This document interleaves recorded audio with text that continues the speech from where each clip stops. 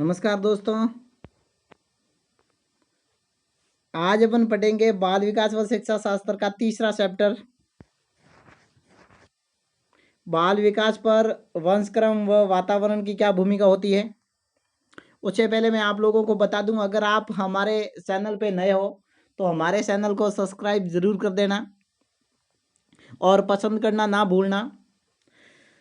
भाई लोगों, इससे पहले हमने 2 चैप्टर क्लियर कर दिए हैं और उसमें बहुत महत्वपूर्ण क्वेश्चन थे जो रीट में आने लायक थे, वो हमने बताए हैं आप लोगों को और ज़रूर करना। जैसे ही अपनी पहली यूनिट पूरी हो जाएगी उसके बाद में 50 सवालों का एक टेस्ट लिया जाएगा, उसमें से आपके कितने नंबर आते हैं वो भी ध्यान रखना। जैसे यही चैप्टर पूरा होगा इसके बाद में 10 महत्वपूर्ण प्रश्न है वो ज़रूर करना, और आपके उसमें से कितने गलत होते हैं और कितने सही होते हैं ये भी ज़रूर बताना कमेंट करके। तो भाई लोगों, बिना समय गंवाए अपन चैप्टर की ओर चलते हैं। और ध्यान रखना, आप ध्यानपूर्वक सुनना और जो भी जितना भी सुनते हो इसी चैप्टर में से ही प्रश्न आपको क्लियर करने हैं। अगर आप लोगों ने 10 मिनट तक पूरा वीडियो सही ढंग से देख लिया तो आप 10 के 10 सवाल सही कर दोगे। और अगर आप लोग ये 10 मिनट का वीडियो सही ढंग से देखने के बाद में भी कोई सवाल गलत कर रहे हो तो इसका मतलब अपनी तैयारी है वो अधूरी है। तो ध्यान रखना और अपने को सही सही करने हैं सभी।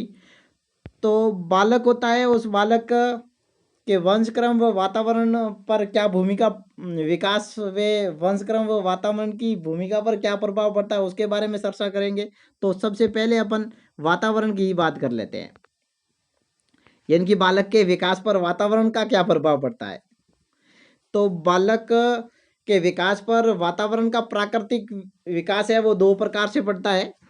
पहला है आंतरिक वातावरण, जो माँ की गर्भ में ही बच्चे पे विकास को प्रभावित कर देता है। जैसे माँ के गर्भ में कोई बच्चा है और उस माँ को कोई बीमारी है या वो खान पान पे ध्यान नहीं देती है तो उसका बच्चा है वो कमज़ोर पैदा हो सकता है। तो यही आंतरिक वातावरण का सिद्धांत है। उसके बाद में बाहरी वातावरण, ये जन्म के पश्चात होता है, जिसमें भौगोलिक वातावरण, बच्चा किस वातावरण में जी रहा है। अगर बच्चा खराब वातावरण में जी रहा है तो वो बहुत सारी गलत हरकतें करेगा, और अगर अच्छे समाज में जी रहा है और शिक्षित वर्ग है पास में तो वो अच्छा आदमी आगे बढ़ के हो सकता है। उसके बाद में बहुत ही महत्वपूर्ण वातावरण होता है, वो होता है सामाजिक वातावरण। इसमें समाज का प्रभाव पड़ता है। अगर शिक्षित वर्ग के लोग होते हैं समाज में तो उसके साथ में रहने के बाद में वो भी शिक्षित बनना चाहेगा। किसी को देख, अब छोटा बच्चा होता है वो यही कल्पना कर सकता है कि मैं बड़ा होकर ये बनूंगा। उसके बाद में बालकों पर वातावरण का क्या प्रभाव पड़ता है, बुद्धि पे क्या प्रभाव पड़ता है, मानसिक विकास पे, व्यक्तित्व पे। अब बच्चे की बुद्धि पर भी प्रभाव पड़ सकता है। अगर बच्चा ऐसे वातावरण में रह रहा है जहाँ पे पूरे दिन गाली गलौज निकलती हो, लड़ाई झगड़े होते हो, तो वो बच्चा भी बड़ा होकर लड़ाई झगड़े करेगा, गाली गलौज निकालेगा, और उसकी बुद्धि होगी वो ऐसे ही कामों में ध्यान देगा और पूरे दिन ऐसे ही सोचेगा। इसी को बहुत अच्छी तरीके से एक परिभाषा दी है कूले मोदी ने। कूले के अनुसार यह है कि व्यक्ति मान तब बन सकता है जब उसका आसपास का वातावरण होता है वो बहुत अच्छा हो। तो ध्यान रखना भाई लोगों, और अपने को अच्छी तरह से पढ़ाई करनी है। और इसके बाद में अपन देखेंगे शारीरिक विकास पर क्या प्रभाव पड़ता है। शारीरिक विकास पर यह भौगोलिक वातावरण जैसे जैसे बदलता है तो कई पीढ़ियों के बाद में व्यक्ति की शारीरिक संरचना में भी बदलाव आ जाता है। जैसे अमेरिका का कोई बंदा है, बहुत बड़ा, हाइट भी लंबी है उसकी, और वो जापान में रहने लग जाता है। 2-3 पीढ़ियों के बाद में धीरे धीरे उन व्यक्ति की, जिस व्यक्ति की हाइट बड़ी थी लेकिन उसके पोते पड़पोते होते हैं उसकी हाइट होती है वो धीरे धीरे छोटी होने लग जाती है, क्योंकि जापान का भौगोलिक वातावरण ही ऐसा ही है। जैसे जापान का कोई बंदा होता है वो अमेरिका में जाके रहने लग जाता है तो थोड़े दिनों के बाद में उसकी हाइट, थोड़े दिनों के बाद में नहीं, कई पीढ़ियों के बाद में वही लोग उनकी भी हाइट बढ़नी शुरू हो जाती है। और परिवार की स्थिति भी शारीरिक विकास पर प्रभावित करती है, जिसमें परिवार में कैसे बोलते हैं लोग, किसी को क्या कहते हैं, जैसे उस परिवार में लोग हो गए, जैसे माता पिता हो गए, तो वैसे जैसे माता पिता शब्द यूज करेंगे वैसे ही बसे यूज करेंगे। जैसे महात्मा गांधी की माता जी है, वो सही समाज के बारे में बातें करती थी, तो महात्मा गांधी भी आगे बढ़ के बहुत बड़े आदमी हुए। उसी प्रकार जैसा परिवार होगा वैसा ही उसका विकास होगा। उसके बाद में डार्विन मोदे कहते हैं कि व्यक्ति का विकास में कोई हाथ नहीं होता है, बल्कि प्रकृति पर सब निर्भर होता है। यह वही कहने वाले हैं कि व्यक्ति का विकास होता है, उसमें व्यक्ति का कोई हाथ नहीं होता, बल्कि वातावरण पे ही निर्भर होता है। जैसा उसका वातावरण है वैसा ही व्यक्ति का विकास हो सकता है। आगे बढ़ते हैं भाई लोगों। अपन ने वातावरण के बारे में बहुत सारा पढ़ लिया है, अब वंशानुक्रम के बारे में पढ़ेंगे। वंशानुक्रम का सीधी बात में बता दूं, वंशानुक्रम का मतलब होता है माता पिता के जो भी गुण होते हैं वो संतान में सीधे पहुंच जाते हैं, वही वंशानुक्रम है।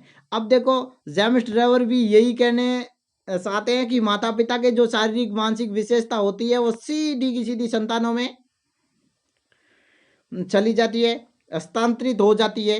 तो अब आप इस परिभाषा को ऐसे भी याद कर सकते हो, जैसे ड्राइवर है, ड्राइवर किसी गाड़ी को चला रहा है और अपनी गाड़ी को किसी दूसरे को दे दी, मतलब हस्तांतरण कर दी। उसी प्रकार ही माता पिता के शारीरिक और मानसिक विशेषताओं का हस्तांतरण सीधा संतान में हो जाना वंशानुक्रम है। तो यही जैसे हस्तांतरण जैसे ही आएगा तो आप समझ लेना कि यह ड्राइवर मोदे की परिभाषा है। इसके बाद में अपन वंशानुक्रम के सिद्धांत है, 6 सिद्धांत है, उनके बारे में पढ़ेंगे। पहला सिद्धांत है समानता का नियम है। अब समानता के नियम के बारे में भाई लोगों ध्यान रखना। उसके बाद में प्रत्यागमन का नियम है, उसके बाद में गाल्टन का नियम है, उसके बाद में बीजकोश की निरंतरता का नियम है, अर्जित गुणों का नियम है, ये गुणों लिखा हुआ है यहाँ, गुणों का है, और उसके बाद में मेंडल का नियम है। अपन इसको विस्तार से पढ़ेंगे क्योंकि इसमें से बहुत सारे सवाल आ जाते हैं। क्योंकि सवाल कैसे आएगा, निम्न में से कौन सा वंशानुक्रम का सिद्धांत नहीं है, ऐसे भी आ सकता है। और सवाल ऐसे भी आ सकता है, निम्न में से कौन सा वंशानुक्रम का सिद्धांत है, कौन सा सत्य नहीं है, कौन सा असत्य नहीं है, कौन सा असत्य है, कौन सा सत्य है, ऐसे सवाल आ सकते हैं। तो भाई लोगों पहले अपन पढ़ते हैं समानता का नियम। अब समानता का नियम वही होता है जो माता पिता के अंदर गुण होते हैं वही सीधे के सीधे अगर उसकी संतान में चले जाते हैं तो वो होता है समानता का नियम। जैसे उसके माता पिता बुद्धिमान है तो बच्चा भी बुद्धिमान हो जाता है, ये होता है समानता का नियम। आप लोगों को अच्छी तरह से समझ में आ गया होगा। दूसरा है भाई लोगों प्रत्यागमन का नियम। प्रत्यागमन से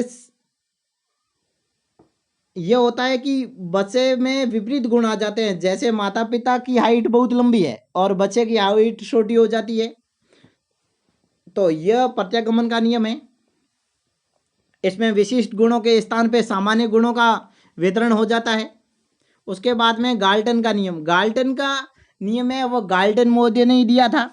गाल्टन मोदी ये कहते हैं कि माता पिता से आधे गुण आ जाते हैं, मतलब 1/2 गुण बालक में आ जाते हैं। उसके बाद में ये कहते हैं कि 1/4 भाग होता है वो माता से आता है और 1/4 भाग ही आता है पिता से। फिर से ये कहते हैं कि 1/4 भाग है वो दादा दादी और नाना नानी से भी आते हैं। और बाद में यह कहते हैं कि 1/8 भाग होता है वो परदादा परदादी से भी और पर नाना पर नानी से भी आते हैं। इसके बाद में भाई लोगों नियम है बीज कोष की निरंतरता का नियम। बीज कोष की निरंतरता का नियम है वह दिया था विजमैन ने। विजमैन ने दिया था। और ध्यान रखना आप लोग विजमैन की जगह आप लोग बीजमैन से याद रखते हो, बीजमैन, बीज कोष बीजमैन ऐसे याद रख सकते हो। बीजमैन मोदी ने कहा है कि शरीर होता है वह 2 कोषों से बन के होता है, 2 कोषों से बना मिलके बनता है। पहला कोष है कायिक कोष या दैहिक कोष होता है जिसमें शरीर का विकास होता है। कायिक कोष होता है और दैहिक कोष होता है, उसमें सिर्फ शरीर का विकास होता है। और उसके बाद में दूसरा कहते हैं कि उत्पाद कोष से शरीर बनता है, मतलब बीज कोष। दूसरा होता है बीज कोष। जैसे भाई लोगों आगे अपन अर्जित गुणों का सिद्धांत पढ़ेंगे, उसमें सिर्फ अर्जित गुणों का, लेकिन बिजमैन, गाल्टन और मेडन कहते हैं कि यह अर्जित गुणों से नहीं होते, यह अर्जित गुणों से नहीं होते, ये जन्मजात से होते हैं। और इसमें यह बिजमैन महोदय ये कहते हैं। इसके बाद में है अर्जित गुणों का स्थानांतरण। अर्जित गुणों लिखा हुआ है यहाँ पे, भाई लोगों को ध्यान रखना गुणों है। अब अर्जित गुणों का स्थानांतरण है, इसके समर्थक है लेमार्क।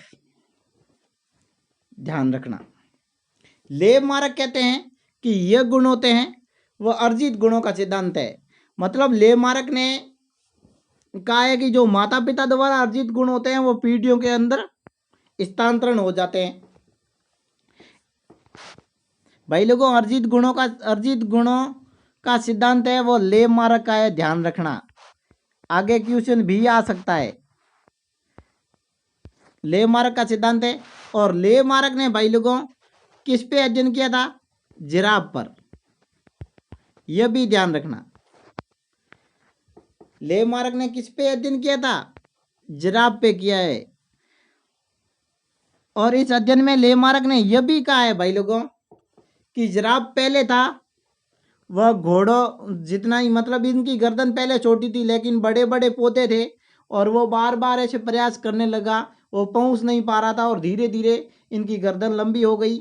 और उसके बाद में उसकी संतान हुई, उसके भी गर्दनें लंबी हुई। मतलब जिराफ की गर्दन पे अध्ययन किया था लेमार्क ने। और उसके बाद में मैकडूगल व पावलोव ने सुअरों पर प्रशिक्षण किया था। उसके बाद में भाई लोग आता है मेंडल का नियम। इसी कड़ी में मेंडल भी 3 नियम देते हैं और मेंडल ने मटर के पौधे पे प्रशिक्षण किया था।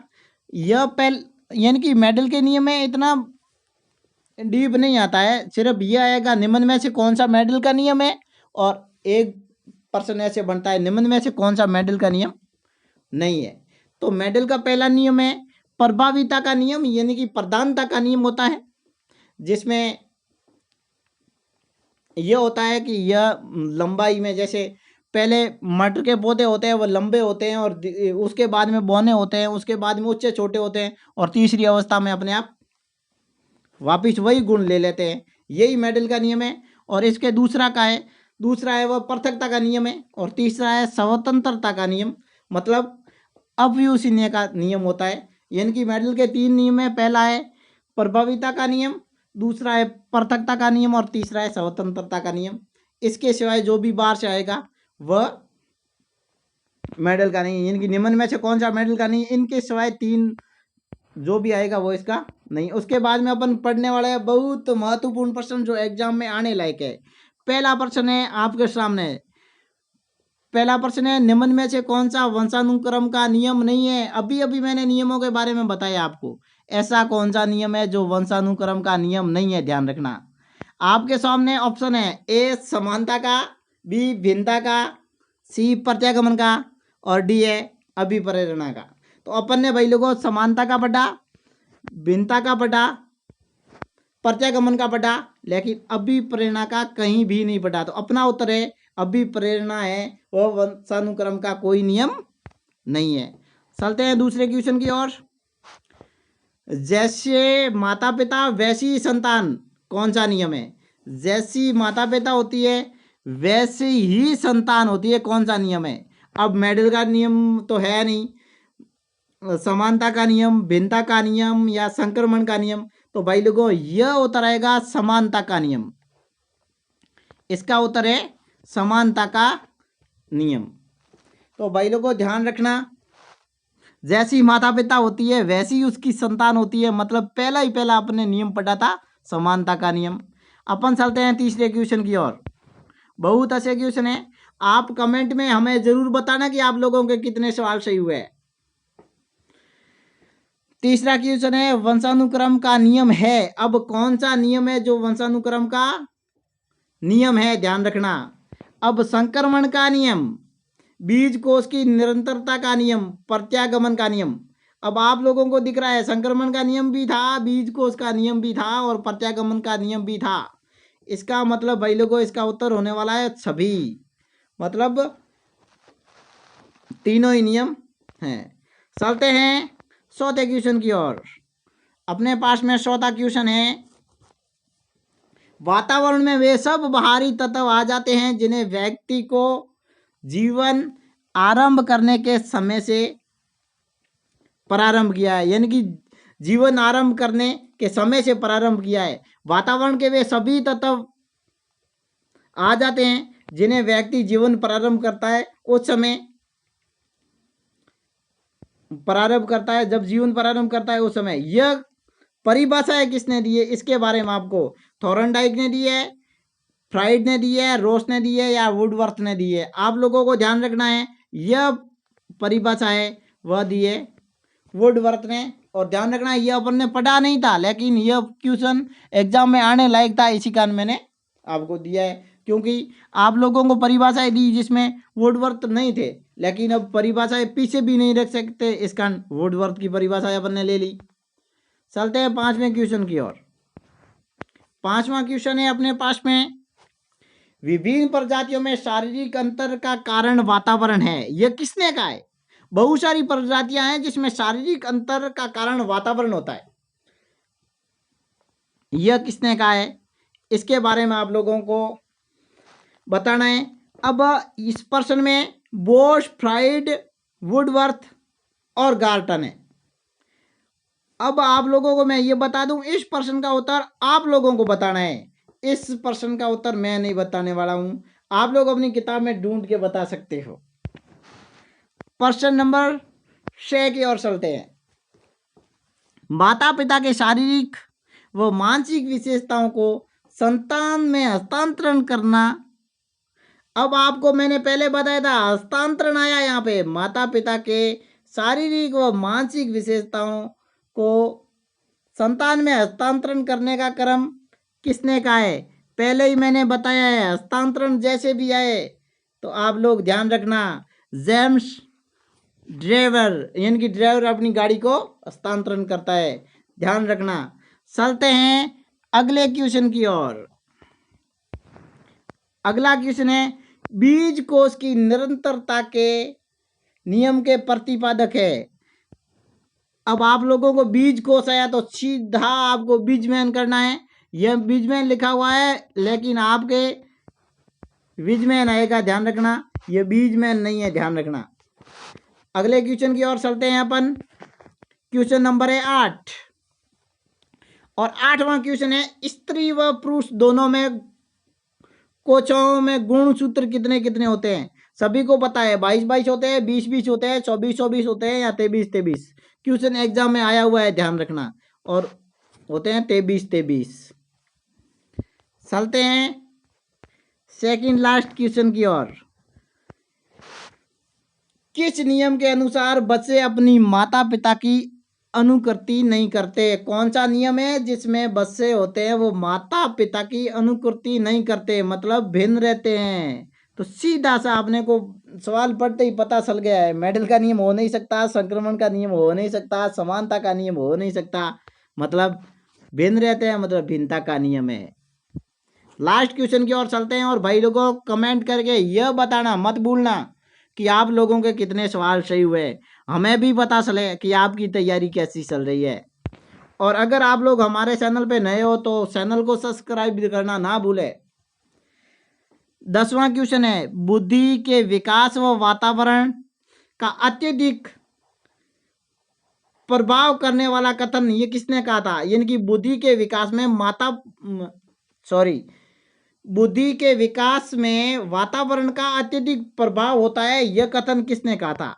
तो कैंडल ने कहा था, क्लार्क ने कहा था, बोस ने कहा था या गॉर्डन ने कहा है, यह ध्यान रखना। तो भाई लोगों इस प्रश्न का सही उत्तर आप लोग बताओगे या मैं ही बता देता हूं? आप लोगों को पीछे एक प्रश्न छोड़ा हुआ है, उसका उत्तर बताना है। इसका उत्तर है कैंडल, ध्यान रखना। कमेंट करके जरूर बता देना उस प्रश्न का उत्तर क्या है। ठीक है भाई लोगों, धन्यवाद। नेक्स्ट वीडियो में फिर से हाजिर होते हैं आपकी सेवा में।